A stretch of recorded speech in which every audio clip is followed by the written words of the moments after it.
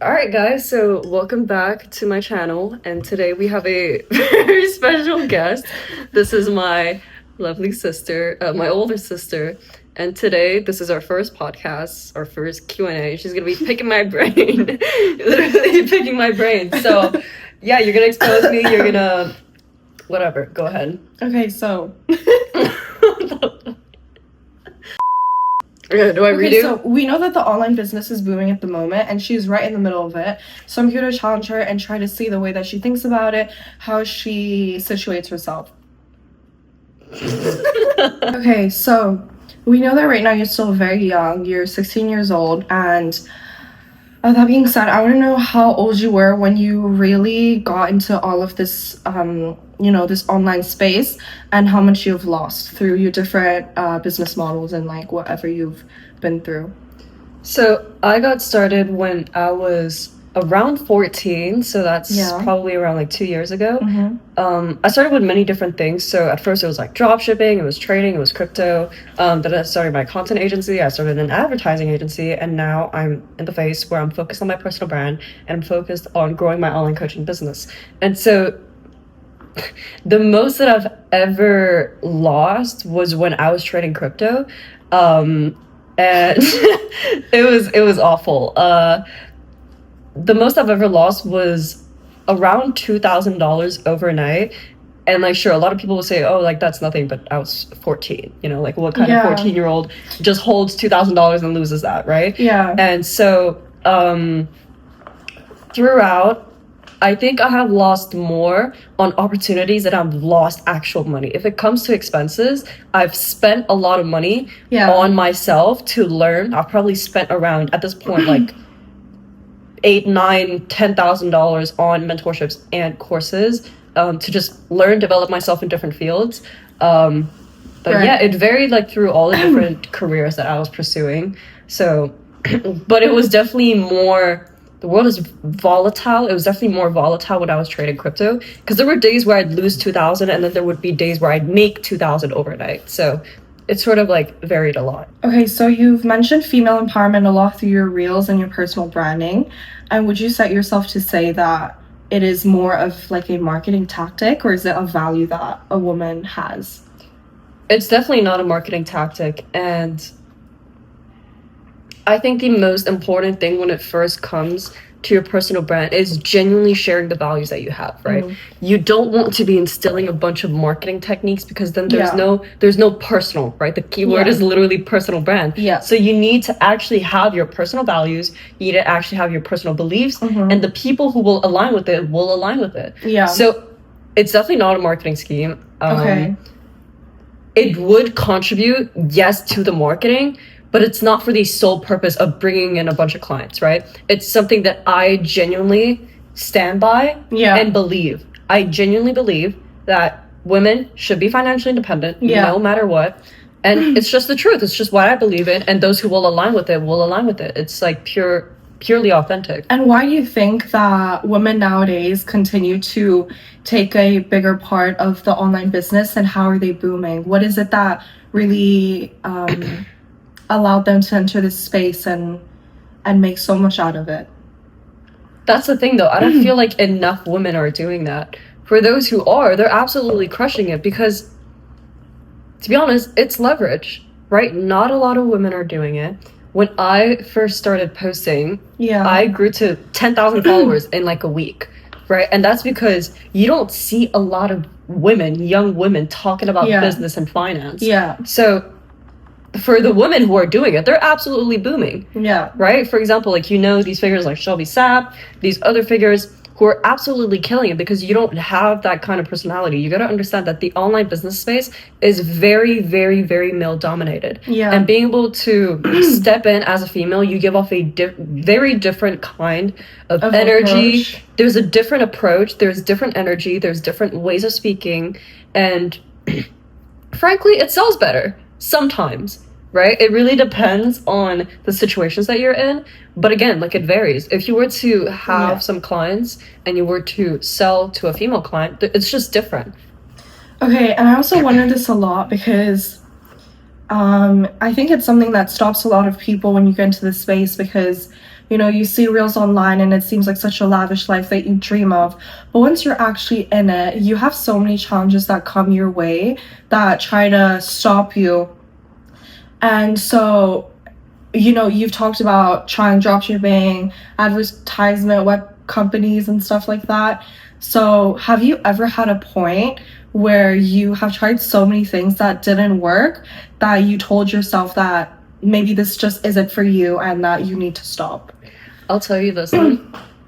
I can't even name the amount of times I felt that way. Yeah. I can't even name the amount of times where it was like rock bottom. Yeah. Literally. And most people will never admit this, but when you get into business, it's going to be the most excruciating, hard, difficult, self-deteriorating, every single difficult word that you can name. That's what business is. Yeah. It's simple, but it's very hard. Yeah. You need to walk through everything and figure it out. Yeah. You only learn through the bottom. That's it. Would you say that there is a point in time where you look at how far you've came and you just tell yourself, like, I can't go back? Definitely. I think the first moment, there were multiple moments where I felt that way. The first phase was when I used to spend a lot of time studying. Yeah. Right? Even nowadays, I spend so much time studying Yeah. when I don't really have that much tasks to do for my own Yeah. business, and when everything's sort of done, Mhm. I still have work to do, Mm. which is study, improve, study, analyze, reflect, all these different things. And even like studying external points, being able to see what others are doing, you start to Mhm. realize a lot about the online space. Yeah. And so there was a point in time where I had learned so much about the online space, how the online space works, the different factors in the online space.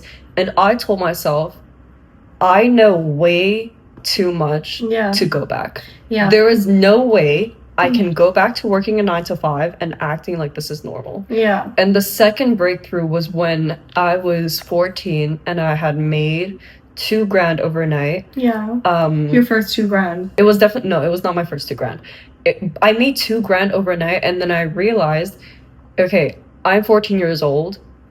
There's no way that I'm able to make the average person's salary Yeah. in our Like, you can't country. just ignore that. You can't achievement. ignore that, right? And Yeah. then like, okay, $2,000 is not that much, but I was 14, Yeah. and you look around you and you realize these people are earning $2,000 in a month.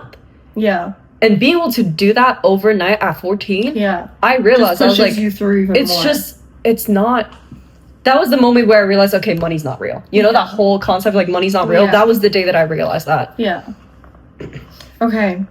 And so now you're 16, you're still very young, but you got started off when you were about 14. What piece of advice would you tell yourself when you first started? Like, what would you say if you could go back in time and just support your 14-year-old self? Like, have a face-to-face conversation like this. Don't neglect the self-development side of things. Yeah. Most of the time, people are just so focused on getting the money.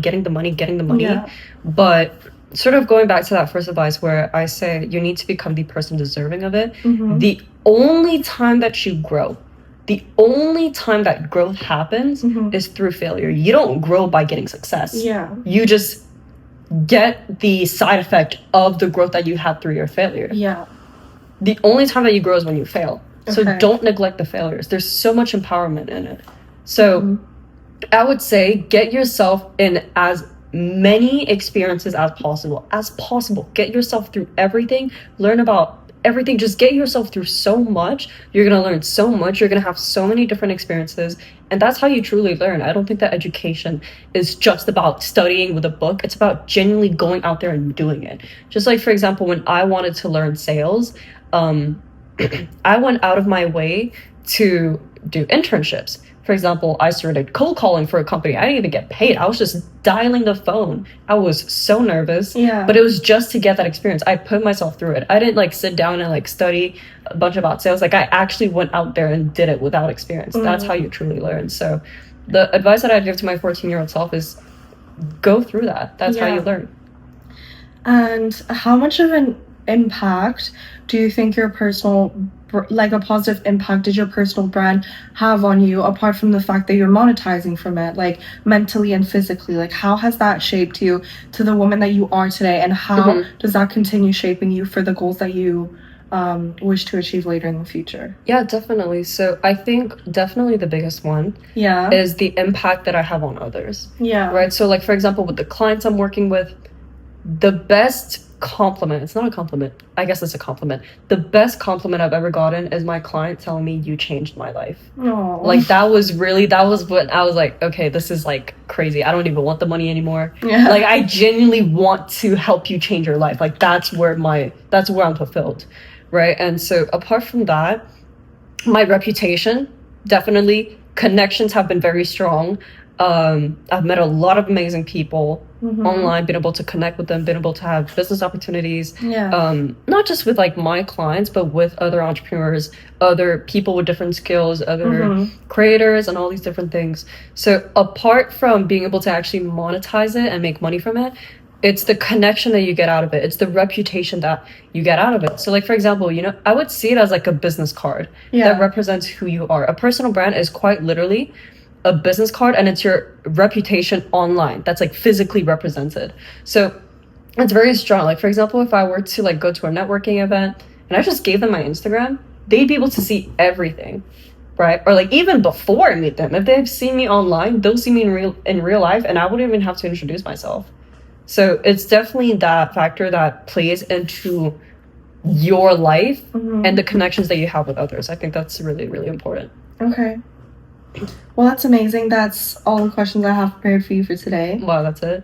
Just ask me some more. Just like, be honest. I don't know, bro. Okay, I'll ask you the questions. Okay. How about that? With everything that you know about me, Yeah. what do you think is the most impressive thing I've done? I've definitely known you before this, and now I know you during this.